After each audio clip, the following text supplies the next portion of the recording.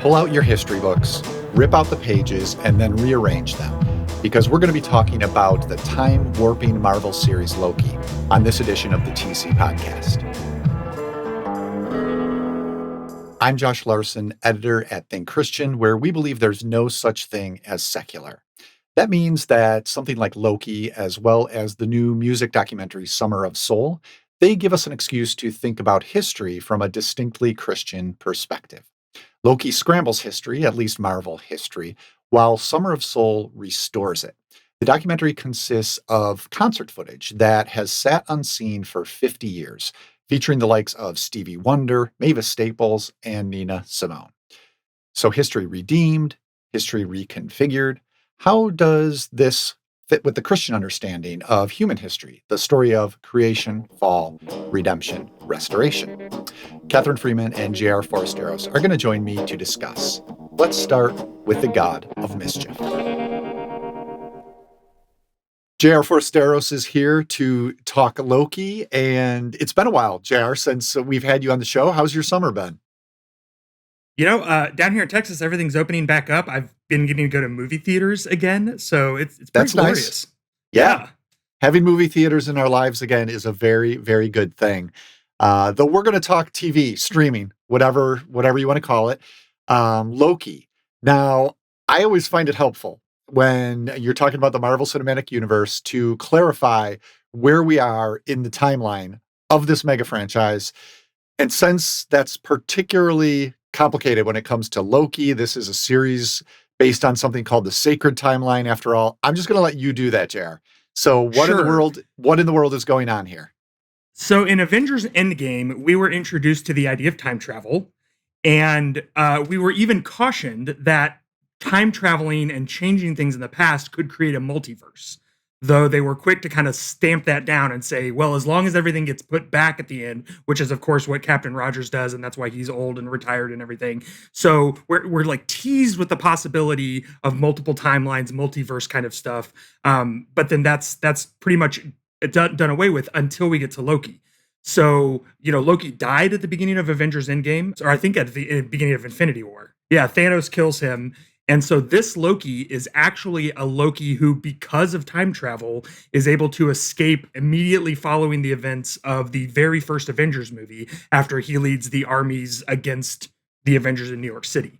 So this is Loki without any of the character development that's done in the, Marvel franchise after that.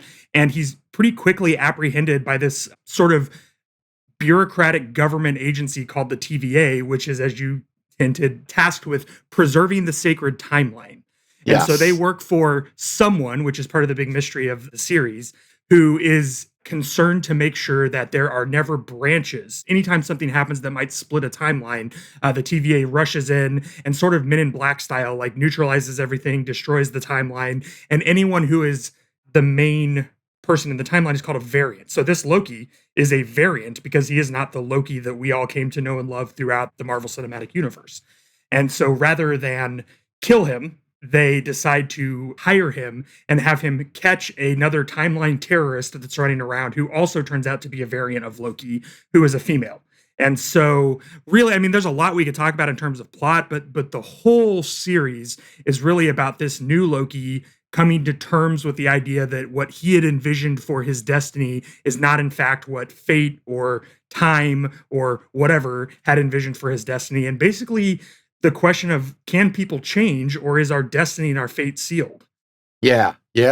We'll get to those sort of questions. That's helpful. I think I followed all that, and it seems right to me from my understanding of the MCU. We do still have Tom Hiddleston playing Loki.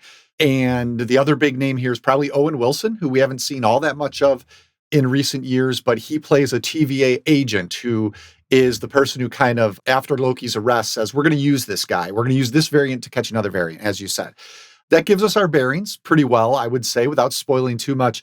What did you think of the series overall before we get to some of those questions? Did you enjoy this one? I did. I think it was a case of marketing disjunction. I kind of expected something a little bit more quantum leapy with Loki traveling around in time and causing mischief.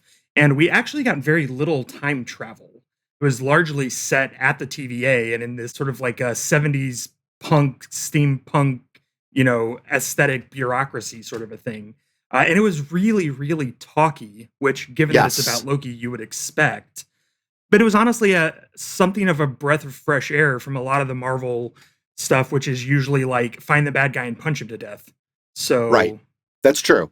Not as much of that explosive action, which was refreshing, but I do think I have conflicted reactions similar to yours, and maybe it is a marketing thing. It isn't what I expected at all. I feel like I came away, this is very odd to say, but like without enough Loki, even though we have at the end like 20 Lokis. yeah, yeah, And yeah. maybe it's what you're talking about. Like I did expect to see more of him as I knew him, growing, of course, and there is a character arc here, but doing some of that stuff that we had known him for from the previous installments. But maybe that was an unfair expectation. Honestly, I think that one of my big frustrations with this series was that it was never clear what any character's power set was. Mm, And when Loki was able to, for instance, manifest a weapon and when he wasn't, or when the yeah, TVA people had to jump on him or not, or what Sylvie, the female Loki variant, she could enchant. But it always seemed to be that their abilities were whatever the writers needed them to be able to do or not do in the moment. I was never really surprised in a pleasant way. Whereas, like, that's the fun of Loki in the MCU is finding out, oh, that person you thought was Captain America was actually Loki all along, or that right. person that, you're like, oh, yeah, well, I knew Loki could do that and I forgot. And so they got me. And there was never that sense of like trickery and fun and That's it. deception that's so core to his character. Yes. Yeah, I think that's what I was looking for too. You mentioned Sylvie. That's probably the other major role. Sophia Di Martino plays Sylvie. So, what Loki did, though, give us, JR, and you already hinted at this, is a lot of fodder for TC consideration. I mean, this idea of pruning the sacred timeline. Sometimes it's by vaporizing people who have been identified as variants. Sometimes it's by erasing the actions they took that resulted in this new branch in the timeline. That's all rich for theological interpretation. So let's do some of that. Let's have some Yeah. TC fun here. Christians have a fairly linear understanding of human history, at least, creation, fall, redemption, restoration. But that is sort of blown up in a universe like Loki's, like this series. You've got here willful humans creating alternate timelines. You've got the TVA, this bureaucratic agency that can forcibly put things back in line. So, how might a Christian understanding of history work in a universe like the one in Loki? When we think about ideas like God's providence or free will, do they have a place to play in this narrative? I think that's exactly the question. And we don't have to spoil who is the man behind the curtain at the end of the series to say that someone has a vested interest in having things play out in a very particular fashion. Yes. And I think that there is an understanding of God that many branches of Christianity and plenty of other religions have, where God is essentially sort of a supreme dictator, like the one at behind the curtain, who has a very particular way that reality is going to play out and orchestrates everything so that it will play out according to this plan. I think Loki pretty clearly doesn't like that plan. The series and the character, Hmm. Loki really criticizes a world where we do not have agency and we do not have free will. And there are a number of Christian theologians. I'm in the Wesleyan tradition, and Wesley's one of them, who really say that for our relationship with God to be authentic, for it to be meaningful, we have to have free will because love that is not chosen is not love. And Hmm. so there's another couple of metaphors you'll hear sometimes, or God is like a master chess player, or God is the lead dancer, who is the one who has the plan and is going to execute the plan, but does it in such a way that, all of the movements of everyone else on the board or on the dance floor or whatever end up being woven into that grand strategy. So it's kind of a bigger picture than the divine dictator picture where they say, yeah, we have free will and we have free agency, and God's sovereignty means that God achieves God's will sometimes in spite of, and hopefully often in cooperation with everything that we do and everything that we choose. Yeah, you're touching on some things actually, and maybe you read it. It just went up today, but Jolanda Jameson wrote at TC on the TC website on Loki. And this is kind of the way that she put it. She wrote about God's relationship with us throughout human history being distinct from the bureaucracy we see here in the series. Here's Jolanda. Thankfully, God is not like the time variance authority. While he observes those moments where we deviate from his purposes, he does not send Minutemen to strike us with glowing wands, thus pruning us from existence. God is gracious and loving in that he gives us the free will to choose which path we will take and who we will become. And while we will likely not run into a variant of ourselves anytime soon, we can rest assured that God already knows the best version of ourselves. And I find that encouraging. As you say, it's to me, Christianity is not a law that's thrown down upon you to force you to get in line. It's a relationship that's offered. And then it's like, it's ours to respond to that offer is often how I think about it, how I understand it. And so it's interesting to see something similar play out in Loki, where you do have characters who are kind of fighting against being predetermined in everything they do. And yet, at the same time, and Jorlando writes about this too, Loki's choices are still, there are levels of his choices. He can choose within that exercise of free will to be a quote unquote better Loki or to be the trickster that we know him as before. And that's kind of the character arc we follow through with him, I think. Oh, for me, I can't even think about it without laughing. Hands down, my favorite moment in the series was when all of the Lokis break into the underground bunker, and then it's just like 3 minutes of Loki betraying Loki, betraying Loki, Yes, betraying yes. Loki. And then our Loki, like the Loki Prime, is like staring at all of this. And it's like in that moment, he sees how pointless the way he has been is. Mm. Right? Like he sees the futility and the fruitlessness of the life that he had lived, seeking out his glorious purpose. Apologies, my liege. I betrayed you. And now, I'm king. About that. You can't be serious. Come on. What did you expect? That was not the bargain. I gave you our location. In exchange for shelter and supplies, you give me your army and I take the throne. Ah, yes. Not so good a bargain. How about this one? My army, my throne. About that. And it was just such a delight to see every time one of the new Lokis betrayed previous Loki, that Loki got such a feeling of surprise on his face. Like, how can this be happening? It's like, you literally just did that. Right. And, Yes. and it's like, they are so not self-aware. They so thoroughly cannot see themselves. Right. And so it's that moment for our Loki when he sees like the true absurdity of a life devoted to sin. Right. That it goes nowhere, that all it does is cause chaos and destruction. It bears no fruit that is worth having. And it's for me, that was the moment where he realizes not only that he has the capacity to change, but that he must quit being Loki the betrayer, I think that works so well for me. I agree. It's one of the highlights because it gets back to the Loki character we knew, as we were talking about at the start. That's the trickery, the mischievousness that we were kind of waiting for, but it is given this existential level because we know all that is at stake at this point in him finally deciding, okay, who am I going to be? And where does who I was before lead? What other direction might I be able to face? And then, of course, there's the larger question of, will I be, quote unquote, allowed underneath this time variance authority? So yeah, there's a ton going on here. It's the sort of series, the more I talk about it, maybe the more I like it is how it kind of goes, the more I think about it. So I don't know, maybe there's something else you wanted to touch on and make sure we spend some time on? I do want to observe it's a little weird. The love story in the series is between two versions of Loki.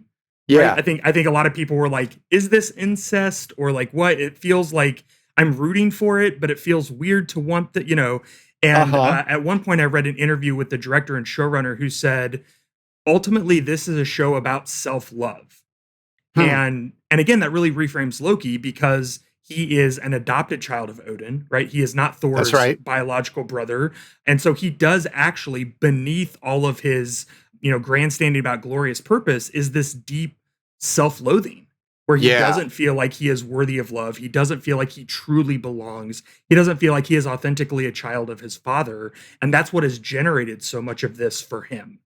And so I love that Loki's growth out of that mischievous trickster betraying kind of a character comes with his ability to see himself truly and love himself. And I think again, for Christians, we understand that that journey is when it's grounded in the love of God. So we look at the letter of First John where he says over and over and over again, to love is from God, or we are able to love because God first loves us, right? And so like learning to see ourselves truly the way God sees us as beloved children it's our path towards healing and hope. And I don't know, like I'm fine sort of letting it be a little strange that, the image of this that we get in Loki is him in a female variant, right? Yeah. But I don't know, I thought it was like a really cool picture of learning to love ourselves that is not something that we see a lot, I think, in popular media.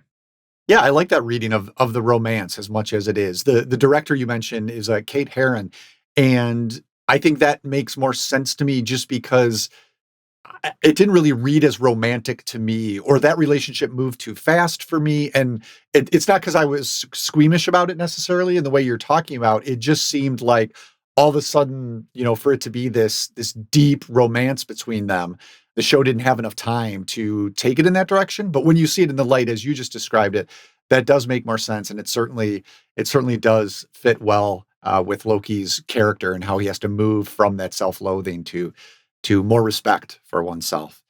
So yeah, thank you for helping me have a little more appreciation for Loki. I think Same. JR. I agree with you. The more I talk about it, the more I like it.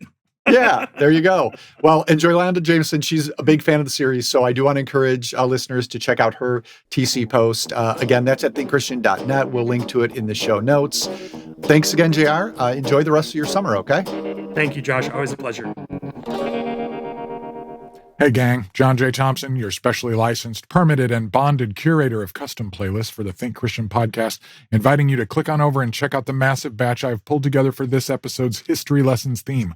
Although we can't play clips here on the YouTube feed, if we could, you would have just heard a bit of the Edwin Hawkins singer's Oh Happy Day, which is gloriously featured in the Summer of Soul film. That song, one of my all-time favorites, actually climbed to number 4 on the pop charts in the summer of 1969 and was built on the framework of a hymn written about 150 years earlier. So cool. This mix is full of songs from the Summer of Soul and a lot more, including B.B. King's That's Why I Sing the Blues. You can find it by searching for the Think Christian playlist on Spotify, or check the link in the emails you get from us or over on our website. If you've got some great ideas for history lesson songs, tweet at me at John J. Thompson, and I just might add them to the list. Until next time, keep studying.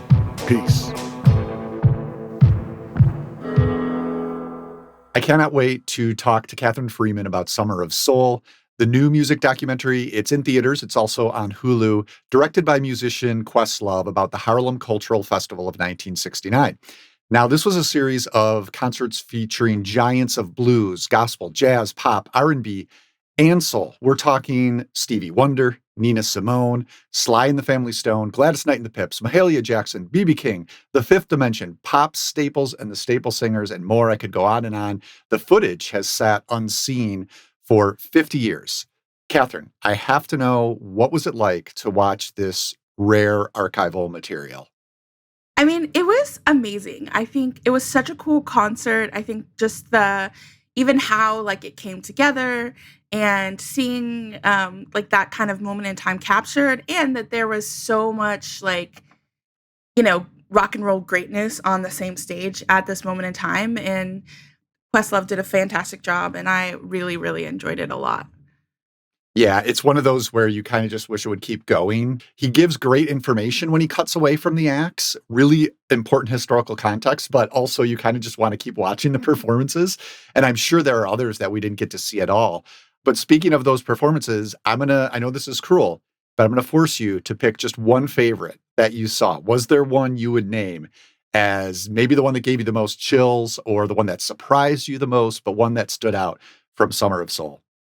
This is like so hard because I actually have two favorites. No. But I'm gonna only give you one, and I'm gonna I will go with Pop Staples and the Staple Singers because of Mavis Staples' like recollection of like singing with Mahalia Jackson, and then getting to see that footage of her singing with Mahalia Jackson.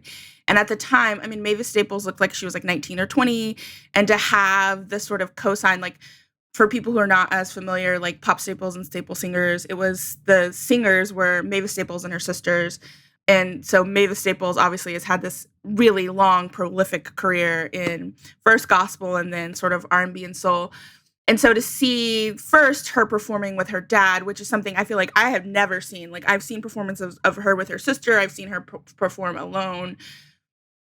Felt really special, like knowing that's how she got her start. But then I think also too, like hearing her sort of recollection of what it was like to be like a young singer and kind of coming into her own with her voice, and then having this sort of cosign from Mahalia Jackson. And there's this moment where they are singing, it's not coming to me off the top of my head. They sing the song and Take My Hand, Precious Lord. Precious Lord, Take My Hand, which Yep. I think Martin Luther King's like favorite song for Mahalia Jackson to sing. And Mahalia Jackson like kind of grabs Mavis Staples' hands and like lets her sing the first verse and is like standing behind her, kind of cheering her on.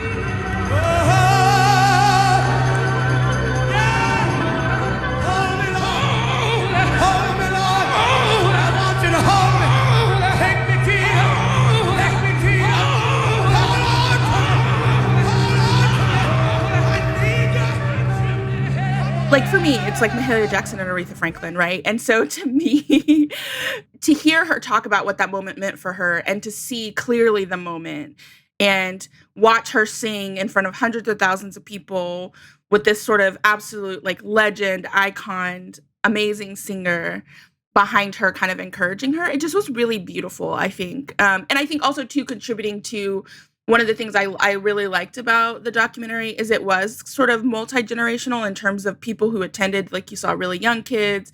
It was like a family event. And I watched it with my parents. And so I love that sort of getting to see in real time that sort of baton passage, knowing that Mahalia Jackson, passed away like a few years later. And then I don't know. I just like Mavis Staples' recollection of the moment I thought was really beautiful too. It was so beautiful. I do want to hear your other pick because actually your first one I share with you. So we have a little repeat here. So that was where like the chills just kept coming. And it's everything you said. It's also what I really liked about it is you could tell even as she was kind of passing the baton and there was mutual respect, there was a little bit of artistic competition going on between the two women too. So I just love that Mahalia Jackson is not like just giving this over completely. Like she still has the fire. Yeah. And then Mavis, just the courage of Mavis to like try to take that number from Mahalia Jackson. So it was just fun to see them kind of both honor each other as they kind of went at each other a little bit. Loved that moment. Take My Hand, Precious Lord, the highlight for me. So yeah, since we shared that one, go ahead. What was another one that stood out to you? So then my second close favorite was Nina Simone, and this is just goes to like the brilliance of the documentary. So they show her performance and she performs Young, Gifted, and Black. And then they cut to interviews of people who attended and talked about. So one of the interviewees was like 18 or 19 at the time, first year of college, was the first African-American woman to attend a predominantly white college that she was attending. So she kind of talked about what that song meant to her and like what it meant to be able to like go to her college dorm room when she was just facing sort of that difficulty at that time in the late 1960s, and to have that song as sort of like an anthem and a reminder that she could do it, I thought was like so profound. And Nina Simone's voice, I mean, she looks absolutely stunning, and it's like, the height of summer in New York. And if you know New York summers, they're very humid. And unlike Texas, where we have hot summers here too, New York is like less air conditioned and they're not fans. And she's just like, but she looks beautiful. She's like glistening. And I think I love that part of the documentary. I think because of her singing and the songs that she performed, but even just having people talk about kind of interspersing her set with conversations about what her songs meant in 1969 for young African Americans just felt really profound and beautiful. And so and that was towards the end. So kind of it was like a crescendo. And then it like ended on a really high note. And so it just was really well done. I enjoyed all the performances, but yeah, those are probably the two that stand out most in my mind. Yeah, the authority that Nina Simone brings to her performances. It's an extended, I think we hear parts of 3 songs from her near the end. And it's a great way to kind of bring things to a close. And that historical context you talk about is so crucial to why this is such a great documentary. It's touching on history in a couple of ways. It's providing that context outside of the festival itself. Of course, there is the footage is historical documentation on its own, just the face value as historical value. But there's also a meta commentary, I think, going on here about history. And it has to do with the fact that it took 50 years for this footage to get the attention that it deserves. And many critics have pointed out, this is 69, the Woodstock Festival, music festival took place the same year. And we are awash. We have been for decades awash in documentaries and other pieces about that event. Despite these huge names we've been talking about at the Harlem Cultural Festival, this gathering wasn't given the same attention. It wasn't given the same cultural weight. So I don't want to overplay this as I think some critics have. It's not like there was a single mustache twirling villain who suppressed this footage and locked it away. I was talking to John J. Thompson. He does our Spotify playlists for the podcast, and he's really plugged into the music industry. And he was mentioning how there were a lot of rights issues that made this complicated over the years. And, there were some people who wanted to bring it to light. So it is a complicated history behind this footage. But I think without a doubt, you could say there are still systemic reasons why doors were more difficult to open, why media coverage was harder to get for a concert in Harlem of primarily Black artists compared to one in rural New York, of primarily white acts. There's just a reality there that needs to be talked about. And so in subtle and complicated ways, I think the Harlem Cultural Festival was removed from history in a way. And that brings up the question, what are we called to remember from history, especially as Christians? And I was thinking about this, Catherine, with recent news in the last week to 10 days or so.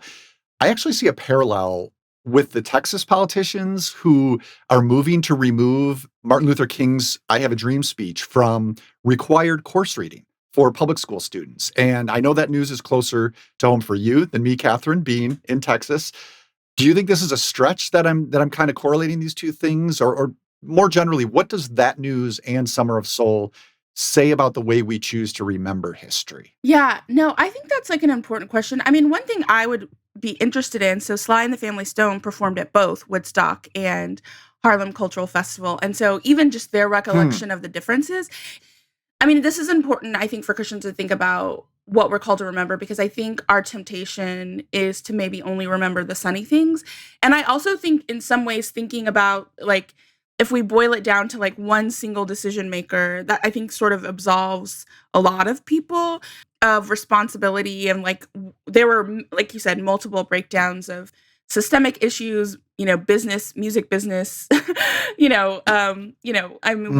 of us know that the music business in the 1960s was not the most honest place. Sure. But I do think for Christians, I mean, I think about the story when the Israelites finally cross over the Jordan River and they go back and they put stones of remembrance. And so this idea that memory is important for Christians, how you remember things, the Exodus sort of being the defining memory for Israelites and crossing over that river from captivity and oppression into this promised land that God had called them to. They needed to remember that wilderness experience. One, because it had ethical implications. If you think about when you read in Deuteronomy, right, when Moses is giving his like final sermon to them, he says, care for the stranger because you were a stranger. Remember how things were in Egypt and how poorly we were treated and how we were oppressed. So you don't do that. You be fair judges. Like, don't take bribes. Take care of one another. Love the Lord your God, because you've had this experience where, you couldn't be open about who you were as a Jewish person, and because, you were oppressed. And so in scripture, I think you see memory being very important. And I think remembrance, because it has ethical implications, right? Like how we remember things does matter for how we act in the present.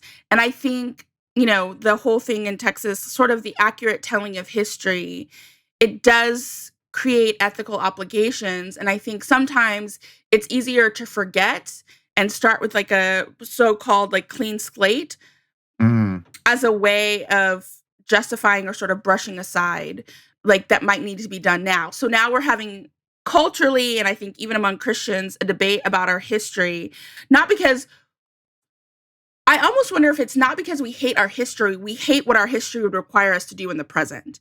Yeah, so I think, for Christians, remembrance and memory and how you remember things has always been important. I think you see that throughout scripture where, they're called on to remember the words of their forefathers, remember, how the Lord brought you out of Egypt. And, Acts, it's like remember the things that Jesus told us as he was walking with us.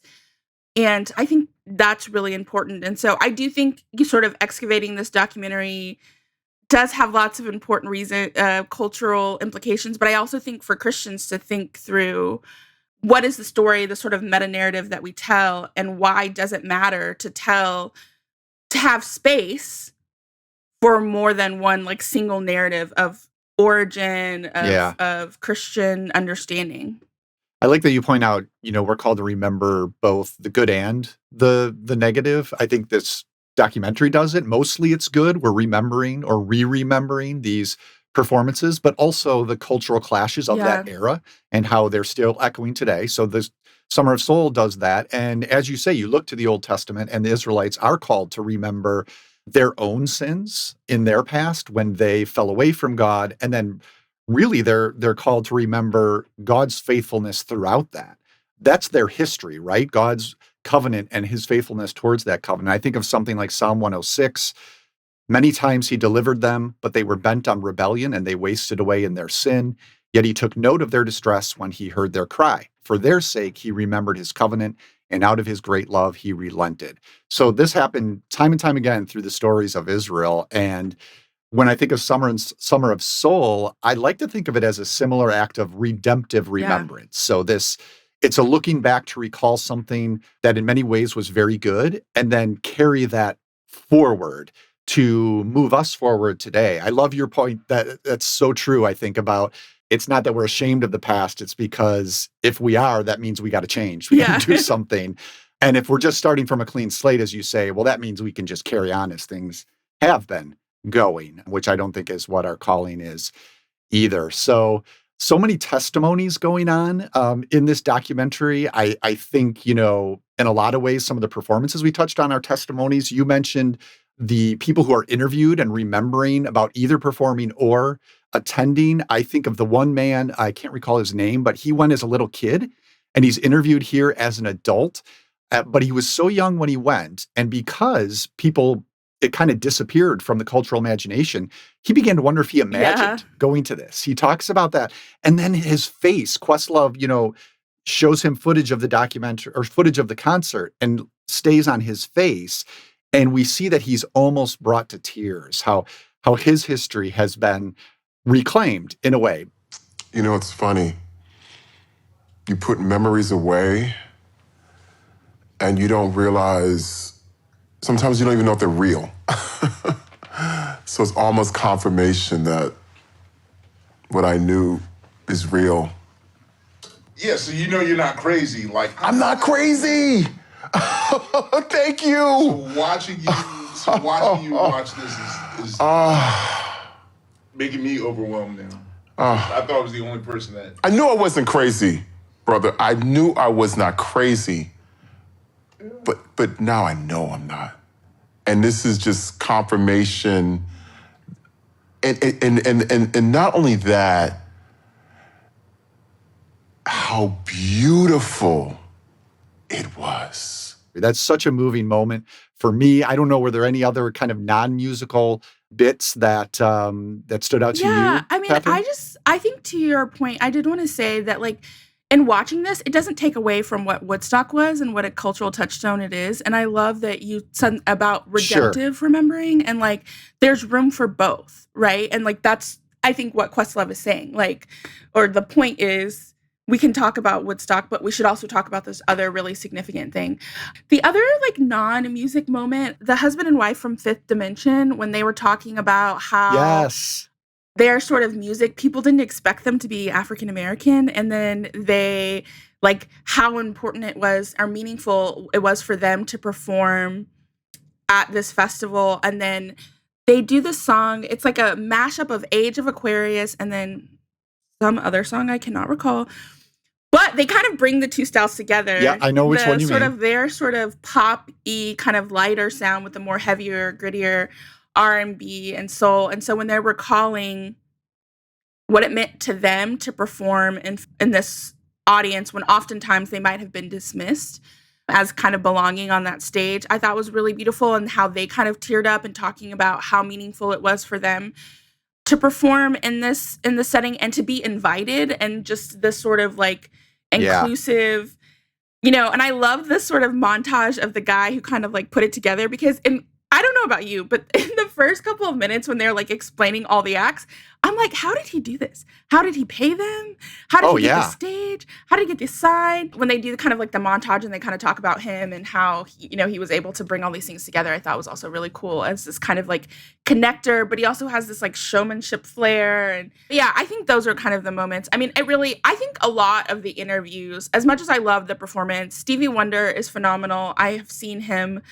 He's always phenomenal. Oh, really? He's always phenomenal. Stevie Wonder will give you a show.